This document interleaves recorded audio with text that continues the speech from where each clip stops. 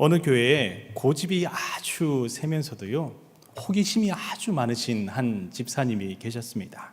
근데 이 집사님께서 어느 날 교회를 열심히 다니다가 한 성경 구절에 마음이 확 뺏겨버리기 시작했던 것입니다. 그런데 은혜를 나누면 참 좋은데요, 늘 불평과 불만으로 하소연하기 시작을 했습니다. 그 이유를 들어보니까요, 바로 에덴 동산에서 우리 아담 할아버지와 하와 할머니가 범죄한 것 때문에 그 마음 가운데 불평이 생겼던 것입니다.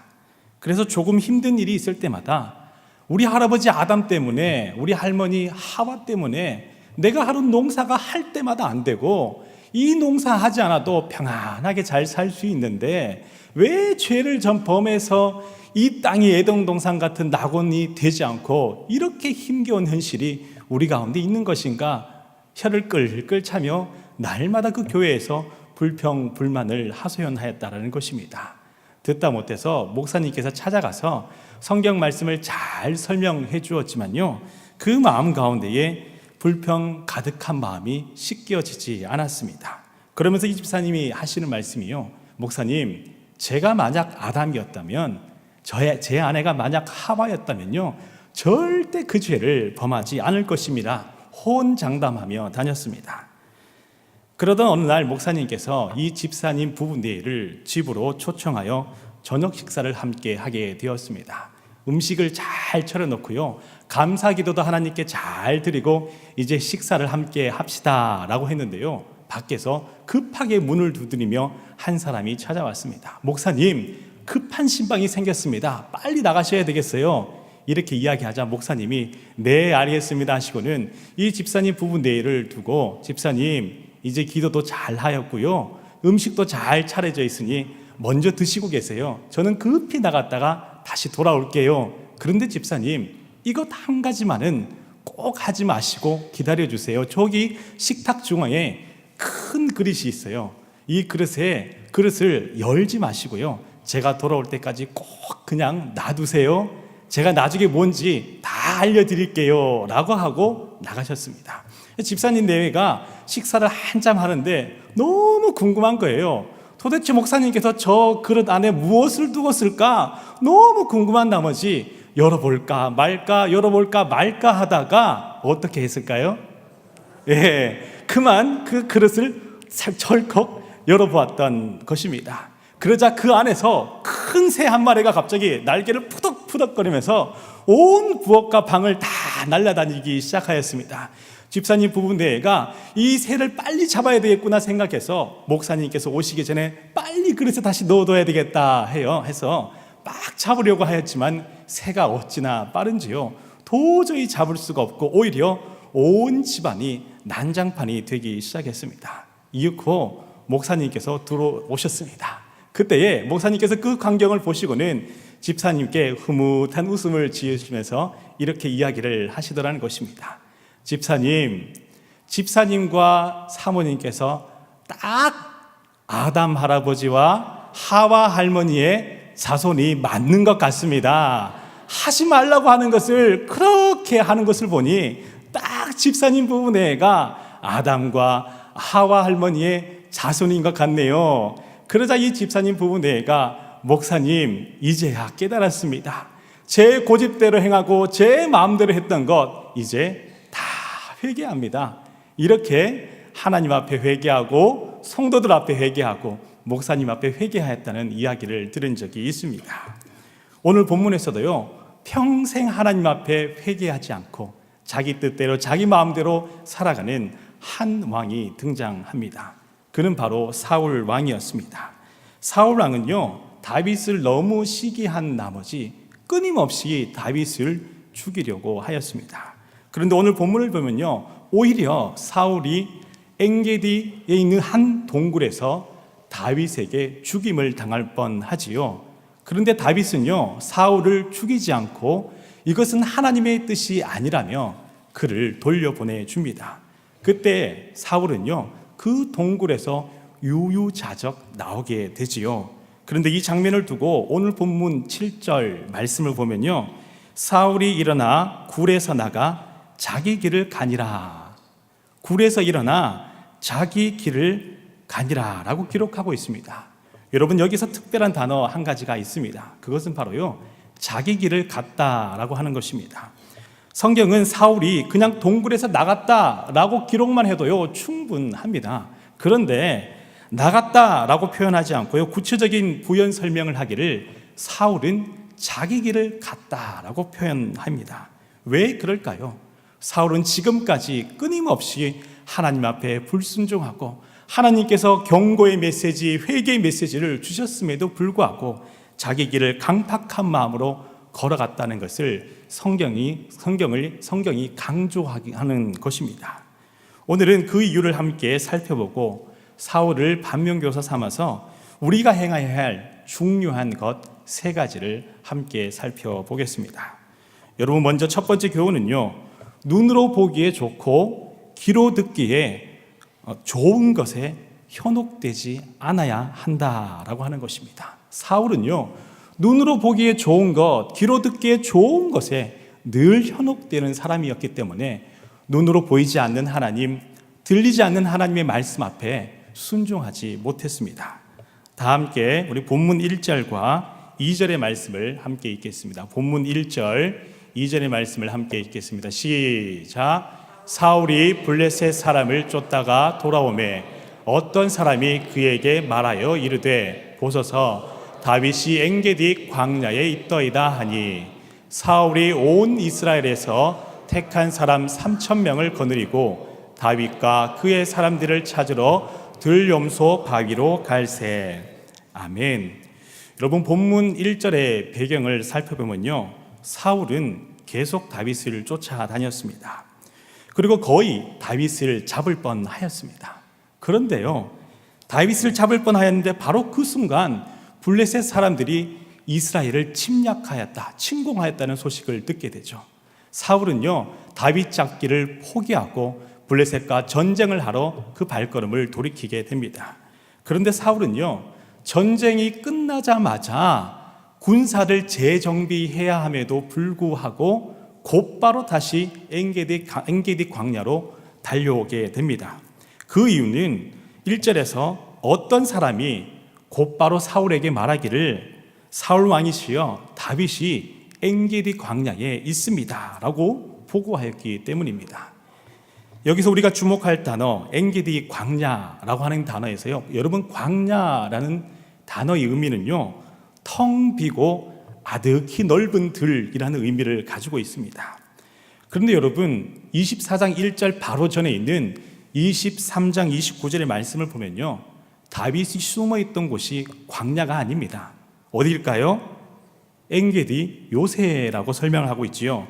요새라고 하면은요, 적의 어떠한 공격에도 견딜 수 있도록 조직적이고 견고하게 구축된 군용시설, 그리고 그와 같은 시설이 되어 있는 전략적인 요지를 의미하는 것입니다. 성경은 다윗이 숨은 곳이 바로 요새라고 분명히 표현했지만요, 어떤 사람들은 사울에게 말하기를 그곳이 광야입니다 라고 거짓 보고하였습니다. 여러분, 사울이 듣기에 요새가 아니라 광야라고 들었을 때 어떤 마음이 들었을까요? 아하, 다윗은 내가 지금 블레셋과 전쟁한다라고 생각해서 방심하고 광야에 머물고 있는 것이구나. 광야에 머물고 있다면은 숨을 곳도 없겠지. 지금 이 순간 바로 엔게디 광야로 가게 된다면 다윗을 잡을 수 있겠구나. 이것이 바로 절호의 기회다라고 사울이 생각했을 것입니다. 그래서 사울은요, 군사를 재정비할 틈도 없이 군사 3,000명을 데리고 엔게디로 향했던 것입니다. 여러분, 사울이요, 엔게디를 과연 몰랐을까요? 이스라엘을 다스리는 왕이었다면요, 그에게는 충성스러운 대신들과 전략가들, 그리고 지리에 능통한 술사들이 아마 많았을 것입니다. 사울이 한 번이라도 대신들과 지리에 능통한 사람들에게 엔게디 광야가 무엇이냐, 그곳이 어떠한 곳이냐 라고 물었다면, 왕이시여, 엔게디 광야는요, 광야가 아닙니다. 숨을 곳이 없는 곳이 아니고요, 그곳은 험준한 지형이며 여러 많은 동물들이 있기 때문에 다윗이 숨기만 하면 찾기가 참 어렵습니다. 오히려 정탐꾼을 보내어서 그 정탐꾼을 통해 다윗이 어떻게 행동하고 있는지, 어떤 이동 경로를 따라서 도망하고 있는지 잘 파악하고 있다가 절호의 기회가 왔을 때에 그 순간에 다윗을 잡는 것이 좋은 줄 아립니다. 이렇게 이야기를 들었겠죠. 그리고 그 이야기들을 했다면요, 사울은요 시간 낭비, 물질적인 낭비 안 해도 되었을 것입니다. 그런데 사울은요 가장 가까이에 있는 사람들의 이야기를 듣기보다도 무명의 한 어떤 사람, 아무 정보도 없는 이 사람의 이야기를 듣고 곧바로 그곳을 향하여 달려갔습니다. 여기서 우리가 알 수 있는 사울의 모습은요, 자기가 듣고 싶은 말, 보고 싶은 것만 보고자 하는 교만함 가운데 빠져있는 사람이었다라는 것입니다. 여러분, 오늘 본문 2절 말씀을 한번 보겠습니다. 사울이 다윗을 잡으러 딱 갔을 때에 그곳은 들염소 바위가 있는 곳이었다라고 표현하고 있죠. 여기서 여러분, 들염소라고 하는 것은요, 집에서 기르는 염소가 아니고요, 야생 염소를 의미합니다. 당시 이스라엘에서는요, 이 들염소가 있는 지역은 야생 염소들이 사람들의 손길에 미치지 않는 아주 험준한 지형이나 벼랑 끝에 서식하였다라는 기록이 있습니다. 사울은요, 막상 그 현장에 가봤더니 역시나 그 보고, 어떤 사람의 보고와는 다르게 이곳이 험준한 지형이었다는 것을 그곳에서 알게 되었다라고 하는 것입니다. 여기서 우리가 알 수 있는 중요한 교훈은요, 눈으로 보기에 좋은 것, 귀로 듣기에 좋은 것에 현혹된다면요, 그 삶의 자리 가운데에 승리할 수 없다라는 것입니다. 하나님의 뜻대로 순종할 수 없을 뿐더러 그 삶의 발걸음 가운데 날마다 좌충우돌하는 어려움이 가득할 수밖에 없다라고 하는 것이죠. 그래서 우리가 붙들어야 할 중요한 것이 있다면요, 눈으로 보기보다도 귀로 듣기보다도 하나님께서 나에게 무엇을 원하는지 늘 깨어있기를 기도해야 하는 것인 줄 믿습니다. 그래서 우리 골로새서 4장 2절 말씀에서는 이렇게 강조하고 있습니다. 우리 골로새서 4장 2절의 말씀을 다 함께 읽겠습니다. 시작. 기도를 계속하고 기도에 감사함으로 깨어 있으라. 아멘. 기도에 감사함으로 날마다 깨어 있을 때에 눈으로 보이지 아니할지라도, 귀로 어떠한 정보가 들리지 아니할지라도 하나님께서 여러분들의 걸음걸음을 날마다 생명의 길로, 의의 길로 인도하여 주실 줄 믿습니다. 여러분들 모두가 날마다 깨어있는 하나님의 거룩한 성도 되기를 간절히 축원합니다. 아멘. 우리 그런 의미에서 앞뒤 좌우 주의 성도들 바라보시면서 이렇게 인사하겠습니다. 늘 깨어있는 믿음의 성도 되시기 바랍니다. 늘 깨어있는 믿음의 성도들 다 되시기를 간절히 소망합니다. 우리 다음으로 두 번째 교훈은요, 내 생각에 좋은 대로, 내 생각에 좋은 대로라는 마음을 내려놓을 수 있어야 됩니다. 그러면 어떻게 내 생각에 좋은 대로라고 하는 것을 내려놓을 수가 있을까요? 바꾸어 말하면요, 하나님이라면 지금 나에게 무엇을 원하실까? 하나님이라면 지금 나에게 무엇을 원하실까? 다시 한 번 더 물어보고 생각해 볼 때에 내 생각에 좋은 대로라는 마음을 내려놓을 수 있다라고 하는 것입니다. 여러분, 다 함께 우리 본문 4절의 말씀을 함께 읽겠습니다. 시작. 다윗의 사람들이 이르되 보소서, 여호와께서 당신에게 이르시기를 내가 원수를 내 손에 넘기리니 내 생각에 좋은 대로 그에게 행하라 하시더니 이것이 그 날이니이다 하니 다윗이 일어나서 사울의 겉옷자락을 가만히 베니라. 아멘. 여러분, 사울 왕은요, 다윗을 잡으려고 하다가 급히 용변을 보기 위해서 여러 많은 동굴들 중에서 한 동굴을 찾아 들어가지요.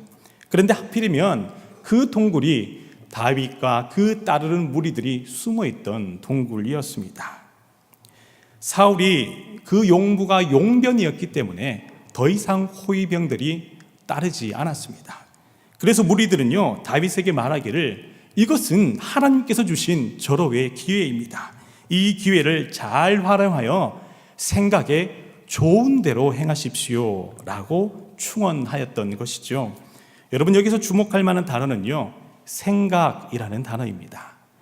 이 단어는요, 일반적으로 우리가 생각하다, 사고하다 라는 단어가 아니고요, 히브리어 원문을 보면 이 생각이라는 단어의 뜻은요, 눈으로 보고 판단하는 것을 의미합니다. 지혜도 아니고요, 지식을 구하는 것도 아니고요, 눈으로 보고 판단하는 것, 그것을 의미합니다. 다윗을 따른 무리들은요, 사울 왕이 홀로 동굴에 들어오는 그것을 보고는 다른 생각하지 않고 조금 더 깊이 심사숙고하지 않고 다윗에게 사울을 해하십시오, 이를 위해 생각에 좋은 대로 행하십시오 라고 권면하였던 것이죠. 여러분, 그런데요, 다윗은 눈으로만 보고 판단하지 않았습니다. 보기에는 아무리 좋은 기회일지라도 지금이 가장 적합한 때라고 모두가 다윗에게 말할지라도요, 다윗의 입장에서 단칼에 사울의 심장을 찌르기만 하면은 모든 문제가 해결이 되는 가장 쉬운 방법, 바로 지금 이 순간 왕이 될 수 있는 가장 좋은 기회였을지라도 그는 다시 한번 보이지 않는 하나님의 뜻을 물었던 사람입니다. 본문에는 그 이야기가 나오지 않지만은 시편 말씀이나 다윗이 행하였던 모든 행적과 기록들을 찾아보면 늘 하나님께 묻고 구하고 주님께서 응답하시는 대로 살아갔던 그 삶을 돌이켜보면 충분히 이곳에서도 하나님이 이렇게 하는 것이 과연 맞겠습니까? 제가 어떻게 해야 되는 것일까요? 하나님 앞에 당연히 물었던 다윗이었을 것입니다. 그래서 다윗은 사울을 해하는 선택을 하기보다도 가만히 그의 겉옷자락을 베어 가지고 왔던 것이죠. 여러분, 만약 바꾸어 생각해서요, 다윗이 이 순간에 사울을 죽였다면 어떠했을까요?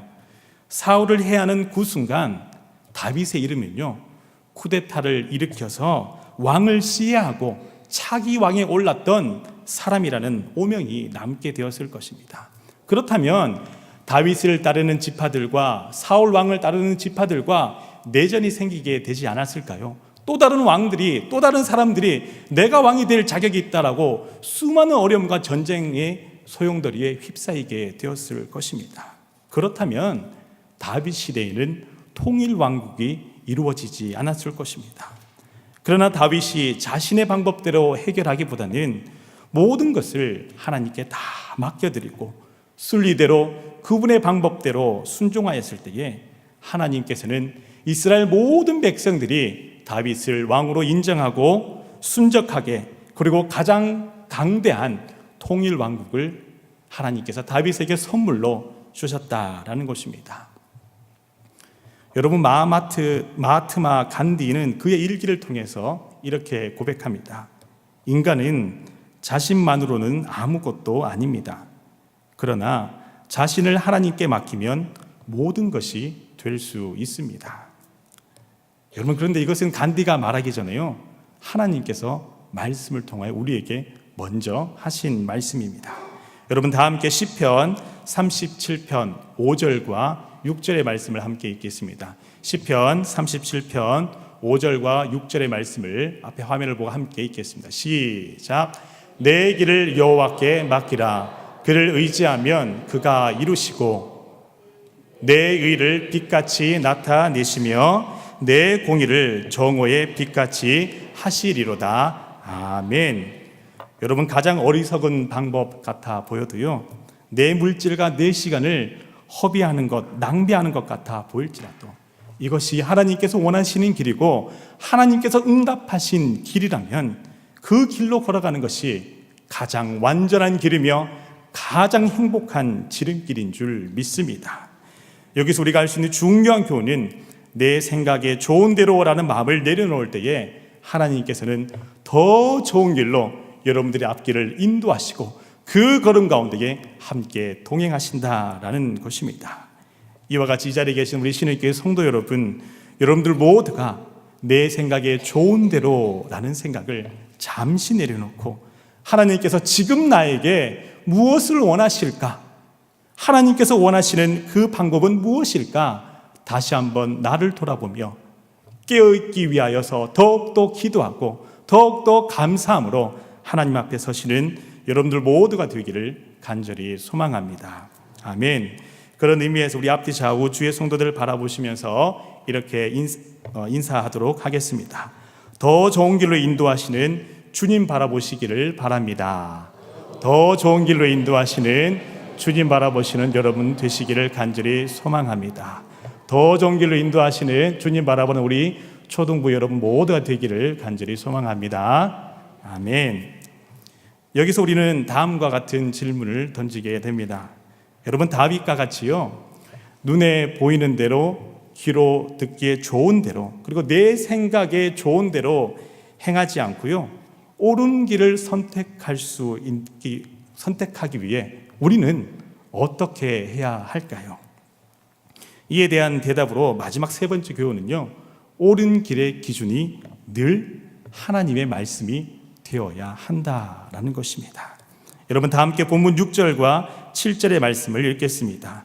본문 6절과 7절의 말씀입니다. 시작. 자기 사람들에게 이르되 내가 손을 들어 여호와의 기름 부음을 받은 내 주를 치는 것은 여호와께서 금하시는 것이니 그는 여호와의 기름 부음을 받은 자가 됨이니라 하고, 다윗이 이 말로 자기 사람들을 금하여 사울을 해하지 못하게 하니라. 사울이 일어나 굴에서 나가 자기 길을 가니라. 아멘. 여러분, 여기서 주목할 만한 단어는요, 7절에 다윗이 한 말입니다. 다윗은 이곳에서 이 말이라는 단어를 쓰지요. 다윗이 이 말로 자기 사람들을 금하였다. 여기서 이 말이라고는 히브리어 단어는요, 말씀을 의미합니다. 여러분들 신명기 책 제목 또한 하데바림이라고 해서요, 말씀들이라는 의미입니다. 신명기는요, 지금까지 이스라엘 백성들을 인도하신 하나님, 모든 걸음 가운데 함께 하신 하나님, 그 하나님만 바라봐야 한다라고 많은 설교들을 모아서 이스라엘 백성들에게 주신 하나님의 말씀입니다. 여기서 다윗이 한 이 말 또한요, 하나님께서 나에게 주신 말씀은 이것입니다 라는 확신 있는 말로 그를 따르는 600명의 무리들에게 선포한 말이죠. 다윗이 이 말로 자기 사람들을 금하여 사울을 해치지 못하게 하니라. 다윗은 하나님께 받은 말씀이기 때문에 당장 눈에 보이는 것이 가장 좋은 기회일지라도요, 600명의 무리들 모두가 일제히 사울을 잡을 기회이다라고 말할지라도, 그리고 그들의 의견을 수용하지 않았을 때에 모두가 떠나가게 되는 위험 부담이 있을지라도, 지금 나에게 주신 하나님의 말씀이 이 말이기 때문에 나는 이 말씀대로 행한다 라고 하는 이런 용기와 이런 믿음의 중심이 있었다라고 하는 것입니다. 여러분, 500년 전 마틴 루터가 부정부패로 가득한 교회를 향해 그 잘못된 것을 담대하게 지적할 수 있었던 것 또한 하나님의 말씀을 중심에 삼았기 때문입니다. 당시 교권을 향해 담대하게 선포할 수 있었던 용기와 소망은 늘 말씀을 통하여 공급받았기 때문이지요. 여러분, 이와 같이 오늘날 우리가 세상의 유혹과 그리고 세상의 어떤 근심과 어려운 결정 앞에 놓여 있을 때에 우리의 삶의 기준이 되어야 하는 것이 늘 하나님의 말씀인 줄 믿습니다. 다시 한 번 더 하나님께서 나에게 무엇을 말씀하실까? 어떤 것을 말씀하실까? 행여나 이 길이 아니고 다른 길은 아닐까? 내가 조금 더 참고 인내하고 기다리라 하는 것은 아닐까? 내 생각과 마음을 잠시 내려놓고 하나님의 뜻이 무엇인지 말씀을 붙들고 새벽마다 이 말씀 앞에 설 때에 우리 금요 오순절 기도회마다 깨어있기 위해 더욱더 감사함으로 하나님 앞에 설 때에 하나님께서 여러분들을 완전한 길로, 생명의 길로, 옳은 길로 인도하여 주실 줄 믿습니다. 우리 초등부를 비롯하여 우리 다음 세대 아이들이 이 생명의 길로, 하나님께서 인도하시는 길로 걸어갈 수 있도록 더욱더 말씀 중심, 하나님 중심의 믿음 생활 잘 하시는 여러분들 모두가 되기를 간절히 소망합니다. 아멘. 기도하겠습니다. 살아계신 하나님 아버지, 사울을 통하여서 그를 반면교사 삼아 우리가 행해야 할 중요한 것을 함께 나누었습니다. 눈으로 보기에 좋은 것, 귀로 듣기에 좋은 것에 현혹되지 않기 위하여 늘 깨어 기도하며 감사함으로 기도할 수 있는 저희들 다 되게 하여 주시옵소서. 내 생각대로 좋은 대로 행하기에 앞서 하나님이라면 나에게 무엇을 원하실까 기도하며 다시 한 번 더 나를 돌아보게 하여 주시고, 나를 돌아볼 때에 하나님 사람의 지혜와 조언을 구하기에 앞서 하나님의 말씀을 가까이 하며 주의 음성에 귀를 기울일 수 있는 저희들 모두가 되게 하여 주시옵소서. 감사드리며 예수님의 이름으로 기도드립니다. 아멘.